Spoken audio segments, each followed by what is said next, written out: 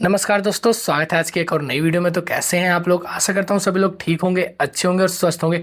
तो आज की वीडियो में हम बात करने वाले हैं कि आपका जो पीएम किसान की जो 20वीं किस्त थी वो काफ़ी लोगों की रुक चुकी है, और 21वीं किस्त को लेके क्या क्या अपडेट आ रहे हैं गवर्नमेंट की तरफ से और न्यूज़ रिपोर्टर की तरफ से कि क्या आपकी किस्त जो है वो 21वीं किस्त बढ़ सकती है, ऐसा कुछ अनुमान लगाया जा रहा है। क्योंकि अभी हाल फिलहाल में आप लोगों को पता ही होगा कि नवंबर से दिसंबर में बिहार का चुनाव होने वाला है, मुख्यमंत्री वाला, जिसमें हो सकता है कि गवर्नमेंट के द्वारा पीएम किसान की जो किस्त है उसको बढ़ा दी जाए, उसके जो पैसे हैं उसको किस्त को मतलब इंक्रीज कर दिया जाए कि आपको पहले 2,000 मिलते थे उसको 3 से 4,000 तक कर दिया जाए, और साल के 12,000 रुपये तक की आशा जताई जा रही है कि आपकी किस्त हो सकती है। लेकिन अभी कोई अनुमानित डेट या समय का तय नहीं किया गया है, बस गवर्नमेंट के द्वारा अनुमान जताया जा रहा है। और रिपोर्टर और न्यूज़ रिपोर्टर में ये आ रहा है कि आप लोग की किस्त को बढ़ाई जा सकती है, कि हो सकता है चुनाव के कारण बढ़ा दी जाए। और अच्छी बात है किसानों के लिए अगर किस्त बढ़ जाती है तो। लेकिन हाँ, चुनाव से पहले पहले आपकी किस्त भी आ जाएगी 21वीं, और चुनाव के पहले पहले हो सकता है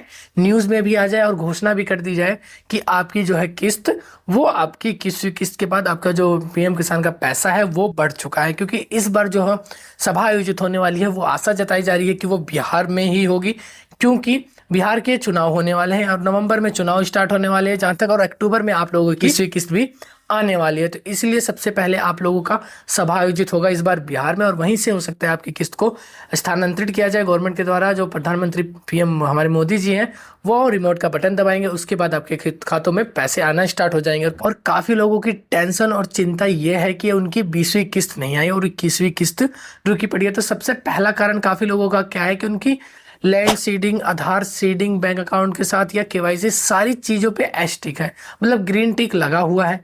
और साथ ही साथ अगर आप पेमेंट का स्टेटस देखते हैं तो वहाँ पे उनका FTO S दिखा रहा है, मतलब पेमेंट प्रोसेस लिखा हुआ है और FTO S भी है। मतलब कि पैसा, अगर आपका पैसा नहीं आना होता है तो FTO नो दिखाता है, अगर FTO S है और सारी चीज़ें सही है। तो इसमें क्या दिक्कत आई है? तो इसमें काफ़ी लोगों की दिक्कत आई है कि जैसे कि उनके पिछले टाइम में जो 19वीं किस्त थी उनकी ग्रामीण बैंक में जा रही थी, काफ़ी ग्रामीण, जो कि काफ़ी लोगों के एक पर्सनल ग्रामीण बैंक होते थे अपने गाँवों के, जैसे पूर्वांचल ग्रामीण बैंक हो गया। तो ये सारी चीज़ें हट के अब वो बड़ौदा यूपी ग्रामीण बैंक के अंदर आ चुका है। जिसके बाद क्या हुआ है कि लोगों के NPCI की तरफ से जो DBT एनेबल था वो डिसेबल हो गया, मतलब इनएक्टिव हो गया है। मतलब जो DBT के माध्यम से आप लोगों को पता होगा, जो हमारा DBT के माध्यम से पीएम किसान का पैसा आता है, डायरेक्ट बेनिफिट ट्रांसफर, वो NPCI की तरफ से डीएक्टिवेट कर दिया गया है, मतलब इनएक्टिवेट कर दिया गया है। जिसमें आप लोगों को जाके बैंक में एक फॉर्म सबमिट करना है, सबमिट करने के बाद उसको दोबारा से चालू करवा लेना है। जिसके बाद हाल फिलहाल में आपकी 20वीं किस्त जो है आपके अकाउंट में आ जाएगी, या फिर अगर नहीं आती है तो आपकी 21वीं किस्त के साथ आपका पैसे जो है 20वीं किस्त के भी दोनों एक साथ आ जाएंगे। अब देखो, काफ़ी लोगों के हुए ये प्रॉब्लम की, जान लो अगर 10-20 लोगों का एक साथ पैसे नहीं आए हैं तो उसमें से अगर चेक करोगे तो कम से कम 10 किसान ऐसे मिल गए हमें कि उनका DBT जो है वो एनेबल हो गया, मतलब DBT जो है वो इनएक्टिव हो चुकी थी। आप जाके आधार कार्ड की साइट पे अपना भी चेक कर सकते हो, कहीं आपका भी तो इनएक्टिव नहीं है। अगर आपको चेक करना नहीं आता है तो हमारी इस वीडियो को आप देख सकते हो, लिंक डिस्क्रिप्शन में है, वहाँ पे आप लोगों को पता चल जाएगा कि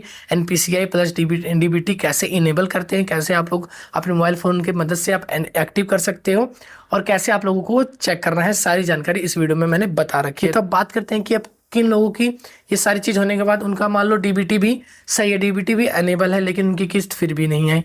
अब दूसरी समस्या क्या आ रही थी लोगों के सामने कि उनका जो पैसा है वो अस्थायी रूप से बंद कर दिया गया था। अब अस्थायी रूप से बंद क्यों किया गया, उसके पीछे भी एक लॉजिक और एक कारण है। क्योंकि कि गवर्नमेंट का एक सख्त नियम और एक गाइडलाइन है पीएम किसान की कि किस्त सिर्फ परिवार का एक ही सदस्य ले सकता है। जैसे कि मान लो एक माता पिता हैं और उनके बच्चे हैं, ठीक है, तो सिर्फ माता पिता ही, पति पत्नी ही उस किसान के पैसे को ले सकते हैं, पीएम किसान में रजिस्ट्रेशन करवा सकते हैं। सिर्फ एक लोग को किस्त मिलेगी। लेकिन काफ़ी लोगों ने क्या क्या डॉक्यूमेंट दिखा दिखा के वहाँ पे उन्होंने डबल वेरिफिकेशन करवा के अपना दो नाम पे रजिस्ट्रेशन करवा लिया, जिसके बाद उनका क्या है, उनके खाते में पैसे आने स्टार्ट हो गए।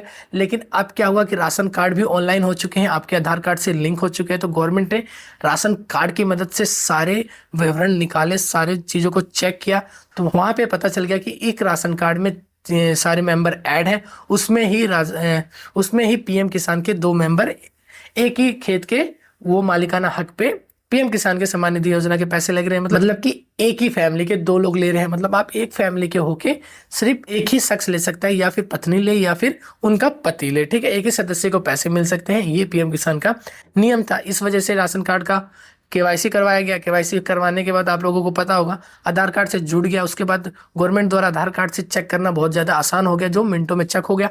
चेक होने के बाद उन लोगों का जो पेमेंट है उसको अस्थायी रूप से बंद कर दिया गया। आप देखो, बंद तो कर दिया गया, इसमें क्या गया, दोनों लोगों के पेमेंट को बंद कर दिया गया है। लेकिन हाँ, यह नहीं कि दोनों लोगों के पेमेंट को बंद रखा जाएगा। आप लोग एक लोग की पेमेंट स्टार्ट करवा सकते हैं। उसके लिए एक प्रोसेस रखा है गवर्नमेंट ने कि आप जिला कार्यालय में जाएंगे, जहाँ पे कृषि भवन है, आप लोगों का कृषि विभाग है। वहाँ पे जाने के बाद आप लोगों को एक एप्लीकेशन लिखना पड़ेगा, जिसका आप लोगों को बंद करवाना है। पत्नी का बंद करवाना है तो पत्नी के द्वारा एप्लीकेशन लिखा जाएगा, जिसमें साफ साफ लिखा जाएगा कि मतलब कुछ कारणों की वजह से मैंने पीएम किसान में रजिस्ट्रेशन करवा लिया था और हम दोनों एक ही फैमिली से बिलोंग करते हैं। तो अब मैं अपना पीएम किसान रजिस्ट्रेशन का जो है वो रद्द करवाना चाहती हूँ या चाहता हूँ। उसके बाद जो भी मेरे पास अमाउंट आ चुके हैं पीएम किसान का, उसको मैं रिफ़ंड भी करना चाहती हूँ या चाहता हूँ।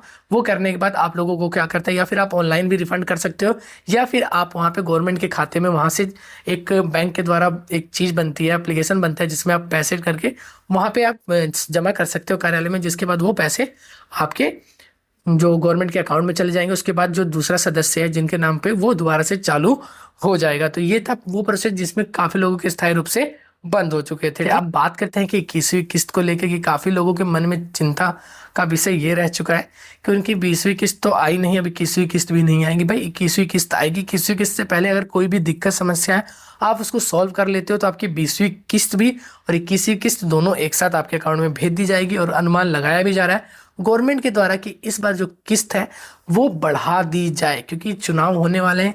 जहाँ तक चुनाव में जितने भी चुनाव होते हैं वहाँ पे इंक्रीज करने का काफ़ी मामला केस सामने आता है कि किस्त के पैसे बढ़ा दिए गए हैं काफ़ी योजनाओं के।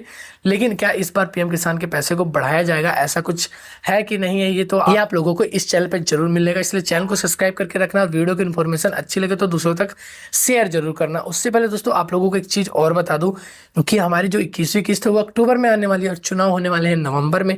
तो हो सकता है कि नवंबर में चुनाव होने से पहले घोषणा की जाए कि आपकी किस्त को बढ़ा दिया जाएगा और 21वीं किस्त को 2000 भेज के 22वीं किस्त को आपका 4000 तक भेजा जाए। क्योंकि न्यूज़ में और जो सूत्रों के हवाले से जो खबरें आती हैं, जो वहाँ पे लोग बैठे रहते हैं, विभाग में बैठे रहते हैं, कर्मचारी होते हैं, उनके द्वारा जो खबरें आती हैं, उसमें अनुमान लगाया जा रहा है कि इस बार आपकी किस्त है जो वो बढ़ा दी जाएगी। तो दोस्तों आज की वीडियो यहीं समाप्त करता हूँ। आशा करता हूँ आपको वीडियो की इन्फॉर्मेशन अच्छी लगी होगी। अगर आप चैनल पर नए आए होंगे तो चैनल को जरूर सब्सक्राइब करेंगे। मिलते हैं ऐसी इन्फॉर्मेटिव वीडियो के साथ नेक्स्ट वीडियो में। नमस्कार दोस्तों, जय हिंद दोस्तों।